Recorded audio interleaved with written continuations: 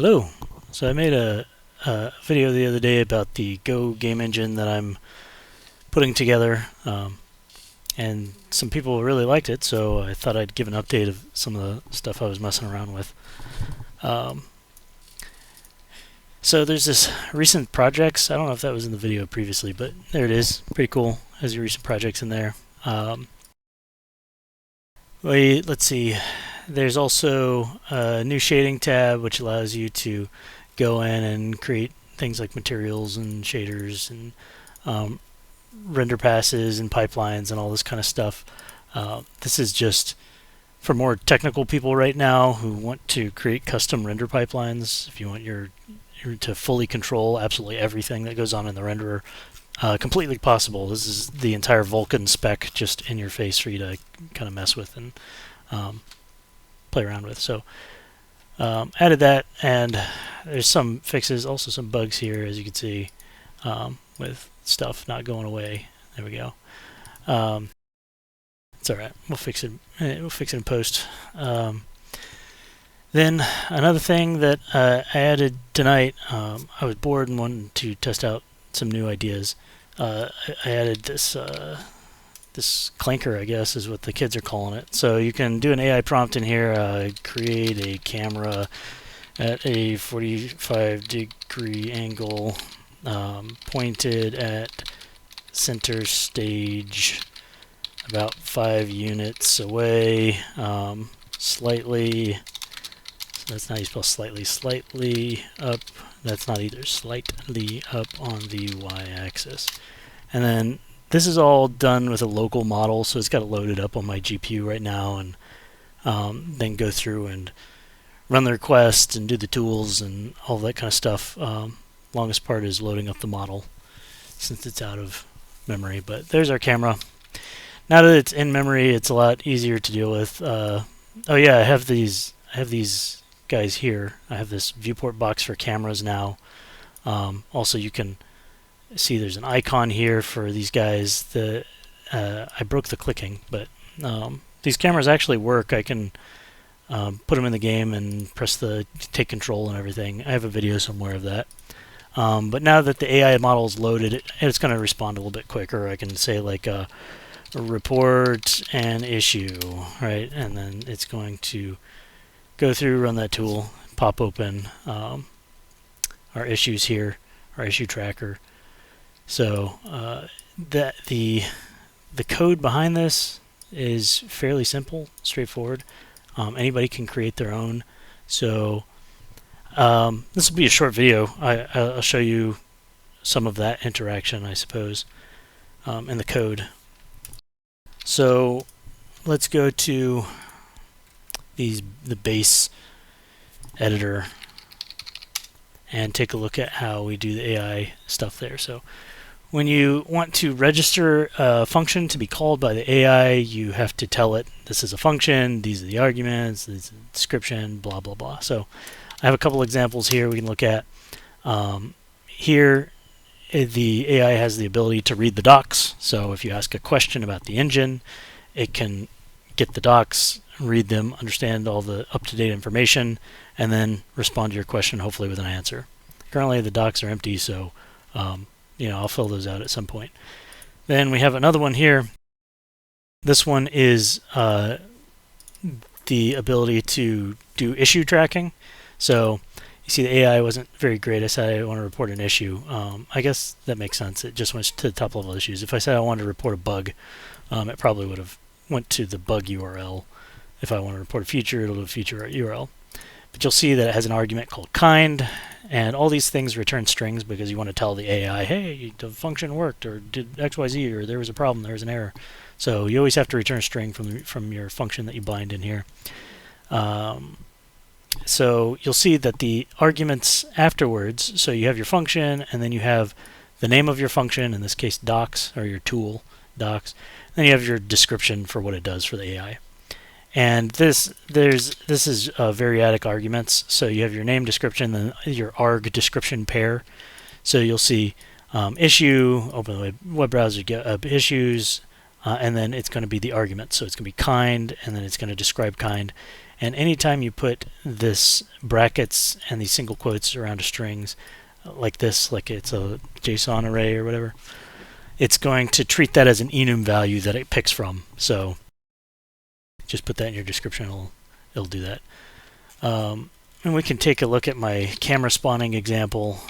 Just look behind the curtains, ruin the magic, spawn. So here you can see that I'm actually binding to an object just to show that I can. Sorry, not an object. I'm binding to a member function here. So we create an A and we give it a weak pointer to the stage workspace because we are putting this up in the global space for Ollama to do stuff. And I hate globals. Maybe we'll change that later. For now, we'll live with it because I'm testing things out. So I say, hey, there's this function, and the AI currently doesn't know about vector 3s, so it has to tell me each one of these values. I will add vector 3s to its understanding. It won't be too hard. I just don't know if I have time for it tonight. But when I add it, then it would just be like position and look at and 2 vector 3s. But for now, for the sake of testing, it passes in position X, position Y, position Z, look at X, Y, and Z.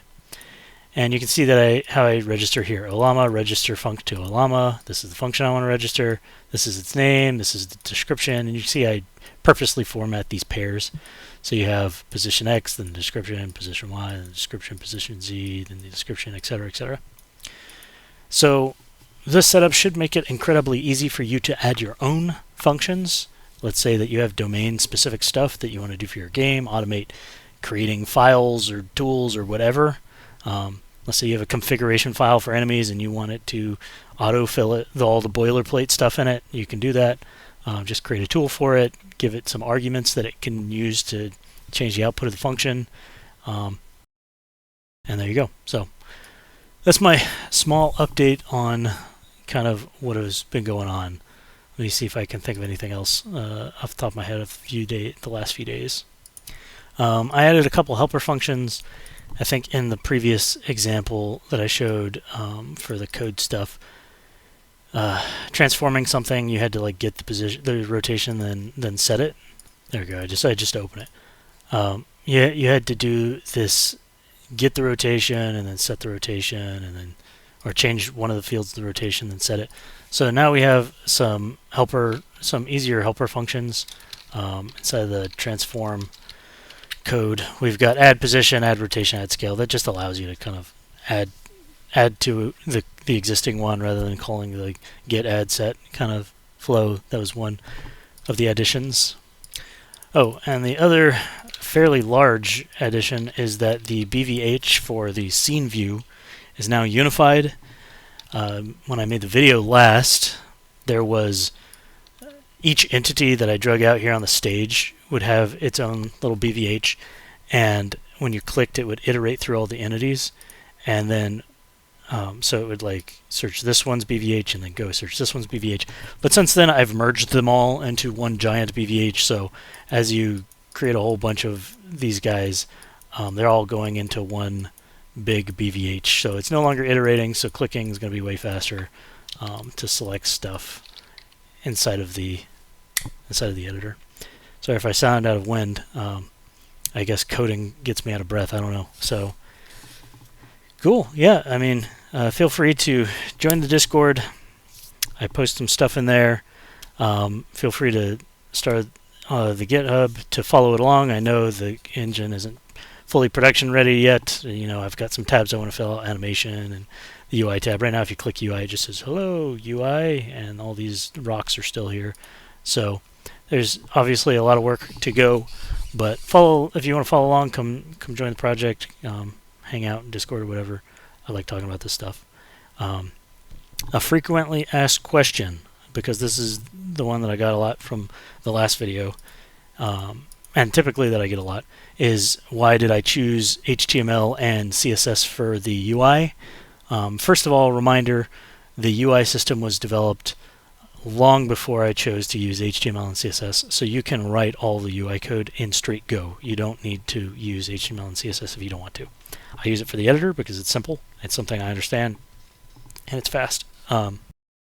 And Another reason I chose HTML and CSS is because it's so verbose. CSS is just so big and verbose. I feel like if I can make the UI perform a very fast frame rate and have really good performance with this kind of layout structure, then I can take any UI layout structure, whichever one that you want to bring in. So I'm not using any third-party APIs for the UI system. I have the UI system I developed as a core, and I sat HTML and CSS on top of it to mark it up and like do layouts. The HTML and CSS are markup; they're not programming languages, so there's nothing those are doing. They're just informing my system how to put things. You can put HTML and CSS on top of I am GUI if you want to. It's that kind of concept. So hopefully that clears that up and eases people who are not fond of CSS, which I totally understand. I still have trouble to this day laying out stuff. The other benefit of HTML and CSS is that they are standardized. So they have a standard, they have a very massive adoption, lots of people know how to use it, and they are also they're all open source, it's all markup. So if I made a CSS file, I can give it to you and you can use it in your game. It feels more open to have a markup language like that where people can just share styles. So, there's added benefits to it. Although I understand people who don't want to use it. So anyways, enough rambling. Thanks for watching. Join Discord, hang out, come join the project. It's moving places. So cool. See you guys later. Oh, the AI, by the way, is all local. There's no cloud AI stuff. It is all local stuff. I don't like cloud AI things. So we use Ollama, as you probably saw inside of here. Ollama. We use Ollama, so you need to install Ollama on your computer or on a computer on your network that you access. It's probably better not to put it on the machine that you're developing on because we need Vulkan to render our game. So put it on a network machine, call it remotely, that sort of stuff. Anyways, again, enough rambling. Thanks for joining in, guys. I'll see you guys later.